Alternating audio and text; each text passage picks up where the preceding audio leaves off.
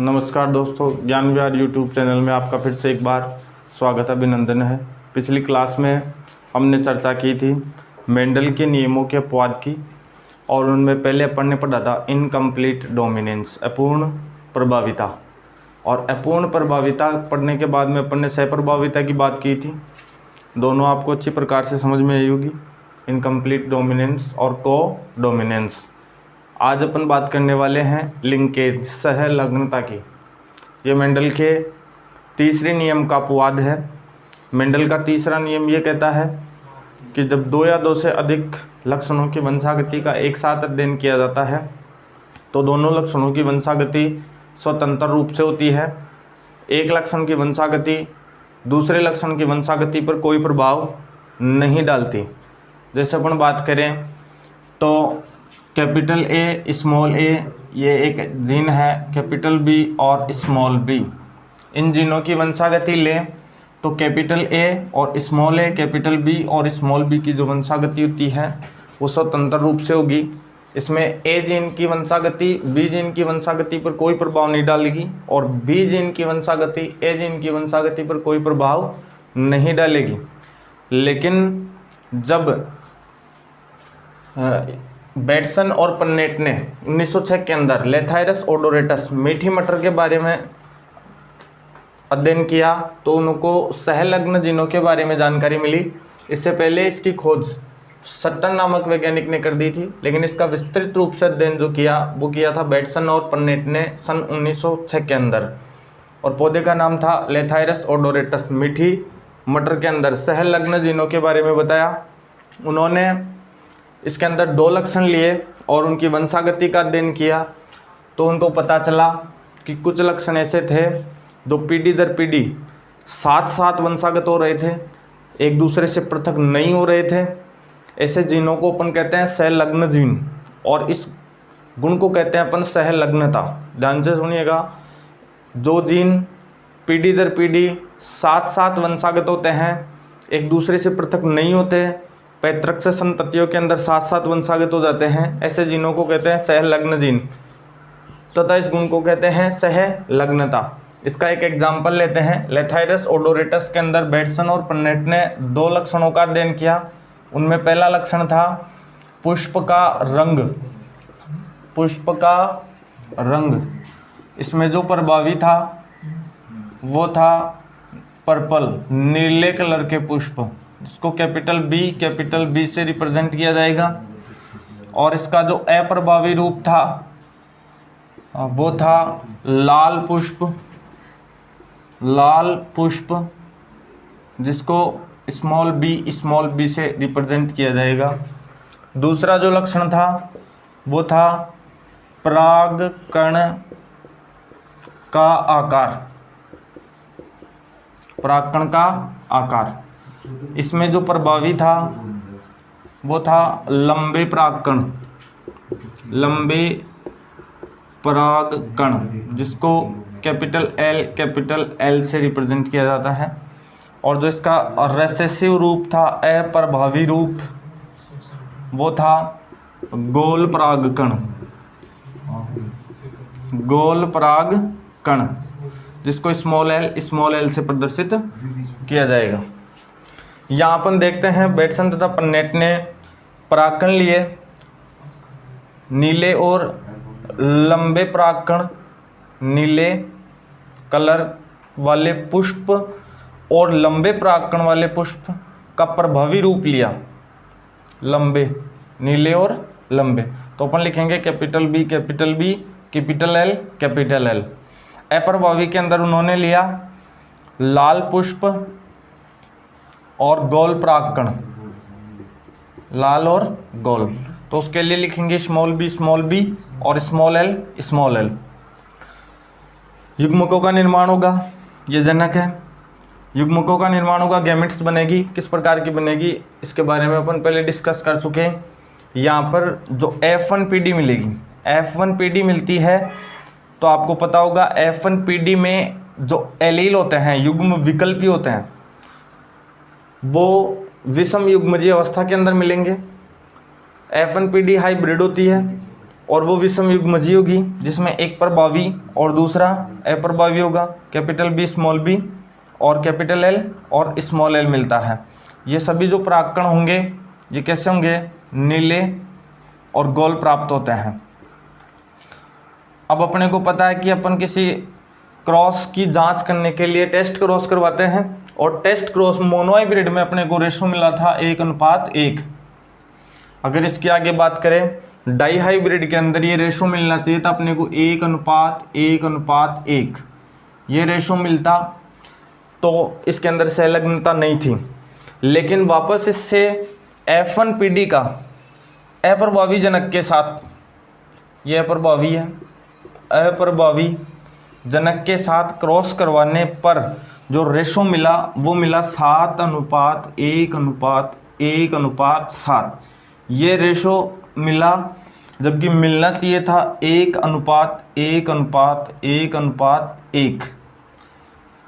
मिलना चाहिए था 1:1:1:1 और मिला 7:1:1:7। ये जो रेशो के अंदर जो परिवर्तन हुआ अनुपात के अंदर, ये लिंकेज की वजह से हुआ। लिंकेज की वजह से जो रेशो था वो 7:1:1:7 प्राप्त होता है। अब ये लिंकेज भी दो प्रकार की होती है, एक तो पूर्ण सहलग्नता,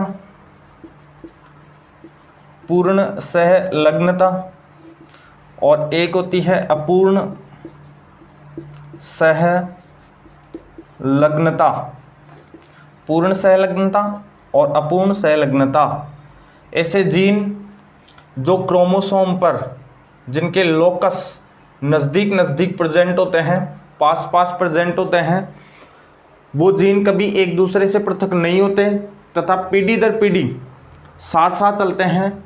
ऐसी जो सहलग्नता होती है उनमें कभी क्रॉसिंग ओवर की संभावना नहीं होती, रिकॉम्बिनेशन जीन विनिमय की संभावना नहीं होती, पुनर्योजन की संभावना नहीं होती। ऐसे जीनों के द्वारा जो वंशागति होती है और जो लक्षणों का एक पीढ़ी से दूसरी पीढ़ी में स्थानांतरण होता है उसको कहते हैं पूर्ण सहलग्नता।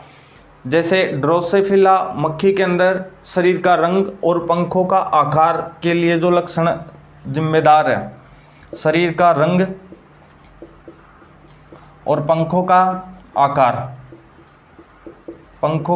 आकार, इन जीनों के अंदर पूर्ण सहलग्नता देखी गई है। मतलब यह है कि ये जीन कभी एक दूसरे से पृथक नहीं होते, ये पीढ़ी दर पीढ़ी साथ साथ वंशागत होते हैं। ये पूर्ण सहलग्नता का एग्जाम्पल हो गया ड्रोसोफिला मक्खी के अंदर शरीर का रंग और पंखों का आकार। और यहीं अपन बात करें अपूर्ण सहलग्नता की, तो अपूर्ण सहलग्नता के अंदर क्या होता है, कई बार इन लोकस पर प्रेजेंट जीन के मध्य क्रॉसिंग ओवर की क्रिया हो जाती है, जीन विनिमय की क्रिया हो जाती है। और जीन विनिमय की क्रिया होने के कारण इनमें कुछ नए संयोग बन जाते हैं और नए संयोग बनने से जो अपने को रेशो मिलेगा वो अलग प्रकार का मिलेगा, यानी इनके पृथक होने की संभावना होती है। जैसा अपन ने देखा था लेथायरस ओडोरेटस के अंदर जो पुष्प का रंग है और परागकणों का जो आकार है वो अपूर्ण सहलग्नता का एग्जाम्पल था। यह अपूर्ण सहलग्नता का एग्जाम्पल है। तो अपन ने लिंकेज के बारे में देखा, लिंकेज की खोज सट्टन ने की थी, लेकिन इसका विस्तृत अध्ययन बैटसन और परनेट ने 1906 के अंदर लेथायरस ओडोरेटस मीठी मटर के अंदर किया। उन्होंने दो लक्षण लिए, पुष्प का रंग जिसमें प्रभावी था नीला और अप्रभावी था लाल। नीले को रिप्रेजेंट करेंगे कैपिटल बी और लाल को स्मॉल बी। परागकणों का आकार लिया, प्रभावी के अंदर लंबे परागकण कैपिटल एल और अप्रभावी के अंदर गोल परागकण स्मॉल एल। जब इन्होंने संकरण करवाया, नीले पुष्प और लंबे परागकण वाले पौधों का संकरण लाल पुष्प और गोल परागकण वाले पौधों के साथ करवाया, तो F1 के अंदर जो संतति मिलती है वो हेटेरोजाइगस विषम युग्मजीय मिलती है, capital B capital L small L. नीले और गोल रंग के परागकण प्राप्त होते हैं वाले पौधे प्राप्त होते हैं। अब अगर इसका टेस्ट क्रॉस करवाते हैं तो रेशो मिलना चाहिए था अपने को। अगर मेंडल के अकॉर्डिंग ये काम होता तो रेशो मिलता 1:1:1:1, लेकिन ये रेशो मिला 7:1:1:7। ये किसकी वजह से हुआ? ये सहलग्नता की वजह से हुआ। इन लक्षणों के अंदर जो जीन जिम्मेदार होती हैं इन लक्षणों के लिए, उनमें सहलग्नता देखी गई। सहलग्नता भी दो प्रकार की होती है, पूर्ण सहलग्नता और अपूर्ण सहलग्नता। पूर्ण सहलग्नता का एग्जाम्पल है ड्रोसोफिला मक्खी के अंदर शरीर के आकार को नियंत्रित करने वाली जीन और शरीर के रंग का निर्धारण करने वाली जीन और पंखों के आकार का निर्धारण करने वाली जीन के अंदर पूर्ण सहलग्नता देखी गई है, यानी क्रॉसिंग ओवर का कोई चांस नहीं है यहाँ पे।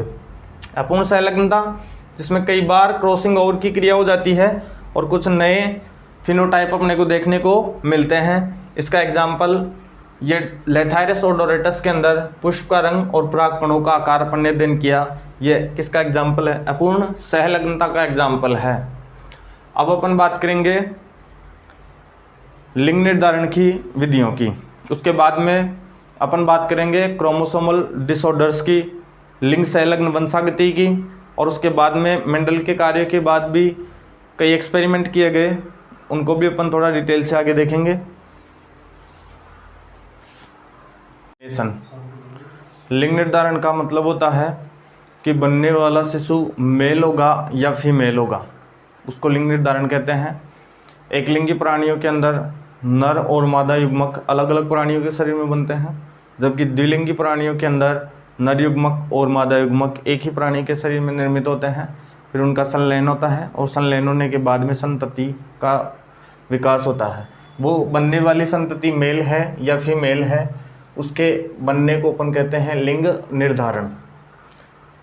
देखो, लिंग निर्धारण वातावरण से भी होता है। जैसे बात करें अपन टर्टल के अंदर, केंचुए के अंदर बात करें तो 28 डिग्री सेंटीग्रेड तापमान से नीचे 28 डिग्री सेंटीग्रेड तापमान से नीचे नर टर्टल बनते हैं, जबकि 33 डिग्री सेंटीग्रेड तापमान से ऊपर यदि परिवर्तन होता है तो मादा बनती है, और 28 और 33 डिग्री के बीच में यदि परिवर्तन होता है तो नर व मादा दोनों बनेंगे, नर व मादा दोनों बनते हैं। वातावरणीय कारकों से भी कई बार लिंग निर्धारण होता है। अपन ने एग्जाम्पल देखा टर्टल में, कछुए में 28 डिग्री सेंटीग्रेड तापमान से नीचे यदि परिवर्तन होता है तो बनने वाला शिशु नर होगा।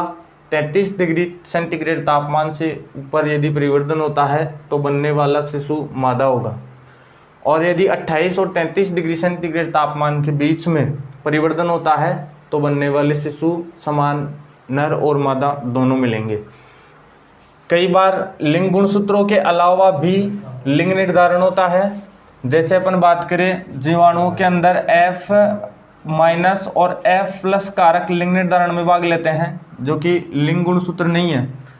तो ये भी आप ध्यान रखिएगा, लिंग गुणसूत्रों के अलावा भी लिंग निर्धारण होता है, और ये डिपेंड करता है प्लाज्मिड पर, जो कि उनमें लिंग गुणसूत्र का पार्ट नहीं होता प्लाज्मिड। अब बात करते हैं गुणसूत्रों से होने वाले लिंग निर्धारण की। ये सबसे विकसित प्रकार का लिंग निर्धारण है, और लिंग गुणसूत्रों में जो X गुणसूत्र होता है उसकी खोज की थी हैकिंग नामक वैज्ञानिक ने। हैकिंग ने X गुणसूत्र को खोजा तथा उसे X बॉडी नाम दिया। X गुणसूत्र को खोजा तथा उसको X काय नाम दिया। स्टीवंस ने Y गुणसूत्र को खोजा। स्टीवंस ने Y क्रोमोसोम को खोजा। हैकिंग ने X क्रोमोसोम को खोजा और स्टीवंस ने Y क्रोमोसोम्स को खोजा। यहाँ अपन बात करने वाले हैं लिंग निर्धारण की प्रमुख विधियों की। लिंग निर्धारण की विधियाँ, और लिंग निर्धारण की विधियों में जो अपनी पहली विधि है वो है XX और XY विधि।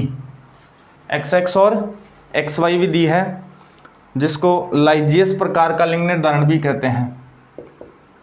लाइजियस प्रकार का लिंग निर्धारण, इसके अंदर कोई भी प्राणी हो उसके शरीर में दो प्रकार के क्रोमोसोम्स पाए जाते हैं, एक लिंग गुणसूत्र और एक अलिंग गुणसूत्र। जो अलिंग गुणसूत्र होते हैं ऑटोसोम्स वो कायिक लक्षणों का निर्धारण करते हैं। जो अपने कायिक लक्षण होते हैं, जो अपनी बॉडी होती है, उनका निर्धारण करने के लिए जो क्रोमोसोम्स प्रेजेंट होता है उनको कहते हैं ऑटोसोम। और जो लिंग का निर्धारण करते हैं उनको कहते हैं एलोसोम्स। लिंग गुणसूत्र, लिंग गुणसूत्र, और इनको कहते हैं अलिंग गुणसूत्र। ये कायिक लक्षणों का निर्धारण करते हैं और ये लिंग का निर्धारण करते हैं कि होने वाला शिशु मेल है या फीमेल है। एलोसोम्स लिंग गुणसूत्र होते हैं। प्राणी के शरीर में 2 प्रकार के क्रोमोसोम्स होते हैं। अपन देख रहे थे पहला प्रकार XX और XY प्रकार देख रहे थे, जिसको लाइजेस प्रकार के नाम से भी जाना जाता है। इसके अंदर जो मेल होता है वो होता है ऑटोसोम प्लस XY, और ये तो मेल, और फीमेल जो होती है वो होती है ऑटोसोम प्लस XX। यानी कायिक गुणसूत्रों के साथ यदि 2 अलग अलग क्रोमोसोम प्रेजेंट है, एलोसोम विषम युग्मजी है तो वो है मेल, और समयुग्मजी है तो वो है फीमेल। दोनों क्रोमोसोम एक जैसे हैं, एलोसोम लिंग गुणसूत्र एक जैसे हैं ऑटोसोम के साथ तो वो है फीमेल, और यदि अलग अलग है तो वो है मेल। जैसे मनुष्य के अंदर भी इस प्रकार का लिंग निर्धारण पाया जाता है। मनुष्य की बात करें तो मनुष्य के अंदर प्रोटीन ये लाइजेस प्रकार का लिंग निर्धारण पाया जाता है। मनुष्य के अंदर गुणसूत्रों की संख्या होती है 46 गुणसूत्रों में से 44 गुणसूत्र जो होते हैं वो कायिक गुणसूत्र होते हैं, और जो 2 गुणसूत्र होते हैं वो होते हैं लिंग गुणसूत्र। अगर मनुष्य के मेल की बात करें तो 44 प्लस XY होगा, ये होगा मेल, और फीमेल जो होगी वो होगी 44 प्लस XX। यहाँ तक कोई कंफ्यूज नहीं होना चाहिए, मैं पहले ही बता चुका। लाइजिस प्रकार के अंदर ऑटोसोम के साथ यदि दोनों क्रोमोसोम XX आ रहे हैं तो वो फीमेल है, और ऑटोसोम के साथ साथ यदि दोनों क्रोमोसोम अलग अलग आ रहे हैं तो वो मेल है। ये मेल और ये फीमेल। आपको पता है युग्मक निर्माण के दौरान अर्धसूत्री विभाजन होता है। अर्धसूत्री विभाजन होता है तो क्रोमोसोम्स की संख्या जो है वो आधी हो जाती है। तो यहाँ पर 22 प्लस X एक गुणसूत्र बनेगा, ये एक गैमेट बनेगा, मतलब स्पर्म बनेगा शुक्राणु, और दूसरा स्पर्म बनेगा 22 प्लस Y। ध्यान रखिएगा मनुष्य में 2 प्रकार के शुक्राणु बनते हैं, एक 22 प्लस X और एक 22 प्लस Y। इधर अपन बात करते हैं ओवम की अंडाणुओं की, तो 22 प्लस X और 22 प्लस X अपने को प्राप्त होता है। मनुष्य के अंदर जो फीमेल है वो समयुग्मजी होती है, और जो मेल होता है वो विषम युग्मजी होता है। ये बन गए युग्मक। अब होगा इनका युग्मक संलयन, और युग्मक संलयन होगा तो 22 और 22 44 प्लस X, यानी 44 प्लस XX। ये हैं फीमेल, लड़की, फीमेल। और इधर देखिए 22 और 22 44 प्लस XX, ये भी फीमेल। 22 और 22 44 प्लस XY, ये होगा मेल, और 22 और 22 44 प्लस XY, ये होगा मेल। यानी होने वाला शिशु मेल है या फीमेल है ये डिपेंड करता है पिता से आने वाले Y क्रोमोसोम पर। अगर Y क्रोमोसोम आ रहा है तो मेल होगा, और X क्रोमोसोम आ रहा है तो फीमेल होगा। संभावना होती है 50% 50% पुत्र होने के चांस है, और 50% पुत्री होने के चांसेज है। इस प्रकार के लिंग निर्धारण को अपन कहते हैं लाइजेस प्रकार का लिंग निर्धारण। ये मनुष्य के अंदर अधिकांश जंतुओं में भी इसी प्रकार का लिंग निर्धारण पाया जाता है। एक बार ध्यान से समझिएगा, लाइजेस प्रकार अपन ने देखा XX और XY। किसी भी प्राणी के शरीर में 2 प्रकार के क्रोमोसोम्स पाए जाते हैं जो कायिक लक्षणों का, अपनी दैहिक बॉडी का निर्माण करते हैं। उनको तो कहते हैं ऑटोसोम, अलिंग गुणसूत्र, और जो लिंग का निर्धारण करते हैं उनको कहते हैं एलोसोम, लिंग गुणसूत्र। प्रोटीनर ये लाइजियस प्रकार के अंदर ऑटोसोम और उसके साथ XY आता है तो वो मेल है, और ऑटोसोम उसके साथ XX आता है तो वो फीमेल है। मनुष्य के अंदर 46 गुणसूत्र होते हैं, 46 में 22 जोड़ी यानी 44 गुणसूत्र होते हैं, वो कायिक लक्षणों का निर्धारण करते हैं, और जो 2 गुणसूत्र होते हैं वो लिंग का निर्धारण करते हैं और वो दो गुणसूत्र हैं XX या फिर XY। इस तरीके से अपन ने बना के देखा तो अपने को पता चला कि 50-50% संभावना है लड़का और लड़की होने की। ये लाइजियस प्रकार हो गया। नेक्स्ट अपन बात करते हैं ZW और ZZ प्रकार का लिंग निर्धारण। दोस्तों यहाँ से ZICR के अंदर कई बार प्रश्न पूछ लिया जाता है और प्रश्न सीधा आता है, निम्न में से इस प्रकार का लिंग निर्धारण किस में पाया जाता है, या फिर पूछता है पक्षियों में किस प्रकार का लिंग निर्धारण पाया जाता है। अपन बात कर रहे थे ZZ ZW प्रकार का लिंग निर्धारण ये पाया जाता है पक्षी, कई बार पूछा, पक्षी, सरीसृप और मछलियों के अंदर। मछलियों में इस प्रकार का लिंग निर्धारण पाया जाता है। इंपॉर्टेंट ध्यान रखिएगा, ZW और ZZ प्रकार का। यदि ऑटोसोम और उसके साथ ZZ आता है तो वो होगा मेल, और ऑटोसोम और उसके साथ ZW आता है तो वो है फीमेल। ZZ मेल और ZW आता है। यहाँ ध्यान रखिएगा, इधर तो अपन ने देखा था नर था वो विषम युग्मजी था। नर कैसा था? विषम युग्मजी। और इधर देखिएगा नर कैसा है? सम युग्मजी। यहाँ पर नर सम युग्मजी है। प्रश्न सीधा सा आता है, निम्न में से पक्षियों में कौन से प्रकार का लिंग निर्धारण पाया जाता है? आपका आंसर होगा ZZ ZW। ऑटोसोम के साथ यदि ZZ क्रोमोसोम आते हैं तो मेल, और ऑटोसोम के साथ यदि ZW आता है तो फीमेल। इस प्रकार का लिंग निर्धारण एग्जाम्पल बहुत इंपॉर्टेंट है, पक्षी, सरीसृप और मछलियों के अंदर पाया जाता है। ये दूसरे प्रकार का लिंग निर्धारण देखा। अब बात करते हैं अपन तीसरी प्रकार के लिंग निर्धारण की, जो कि XX और X0, और इसको कहते हैं प्रोटेनर प्रकार। प्रोटेनर प्रकार XX और X0 प्रकार का लिंग निर्धारण जो पाया जाता है उसको कहते हैं प्रोटेनर प्रकार का। इसमें जो नर होता है उसमें ऑटोसोम और उसके साथ X0 पाया जाता है। मीन्स एक एलोसोम कम होता है, एक लिंग गुणसूत्र कम होता है नर में, ये नर है। और मादा जो है फीमेल वो होगा ऑटोसोम प्लस XX, मादा समयुग्मजी होगी और उसमें एक एलोसोम ज़्यादा प्रेजेंट होगा, यानी नर की तुलना में एक एलोसोम ज़्यादा होगा। नर के अंदर एक एलोसोम अनुपस्थित होता है, तो वो जो लिंग निर्धारण होता है वो होता है प्रोटेनर प्रकार का। और इसके एग्जाम्पल है कॉकरोच,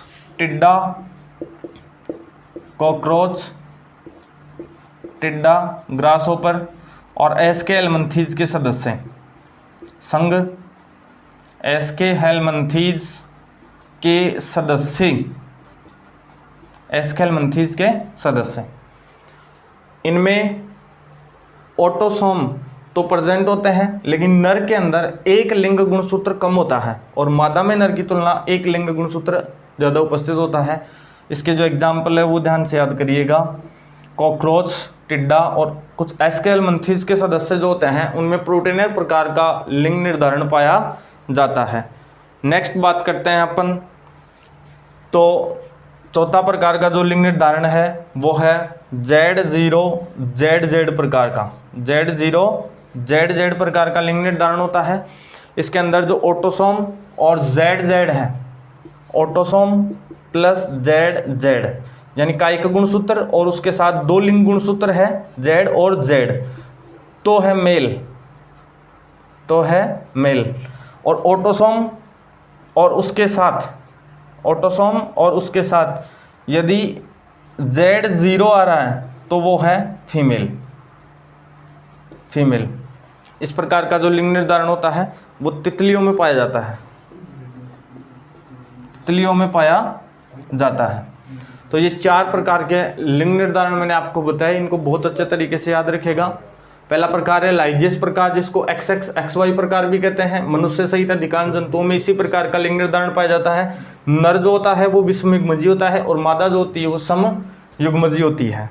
और लिंग निर्धारण जो है वो होता है मेल से आने वाले वाई क्रोमोसोम से। दूसरा अपन ने प्रकार देखा ZW और ZZ प्रकार।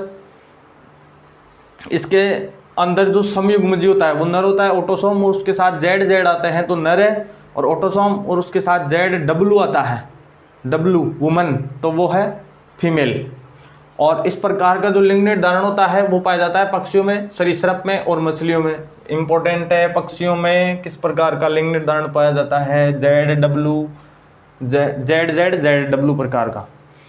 और उसके बाद में देखें तो प्रोटेनर प्रकार, जिसको XX X0 भी कहते हैं। नर के अंदर एक लिंग गुणसूत्र कम होता है और मादा के अंदर एक लिंग गुणसूत्र होता है। 2 लिंग गुणसूत्र होते हैं, नर में 1 लिंग गुणसूत्र और मादा में 2 लिंग गुणसूत्र होते हैं। इस प्रकार का जो लिंग निर्धारण है वो कॉकरोच, टिड्डा और एस्केलमंथीज के सदस्यों के अंदर पाया जाता है।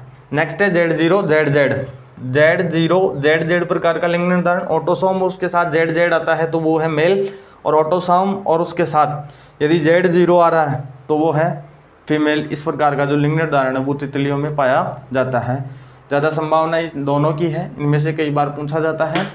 अब आप यहाँ से मनुष्य के जैसे अपन ने वो चार्ट बना के दिखाया वैसे बना के भी देख सकते हैं। जैसे अपन बनाते हैं ZW और ZZ प्रकार के लिंग निर्धारण में किस तरीके से मेल बनेगा और किस तरीके से फीमेल बनेगा। सबसे पहले मेल में गैमेट का निर्माण करते हैं A+Z और A+Z। मेल समयुग्मजी है, फीमेल A+Z और A+W। अब आप ध्यान से देखिएगा, A और Z क्या होगा, मेल। नेक्स्ट A और Z और W तो होगा फीमेल।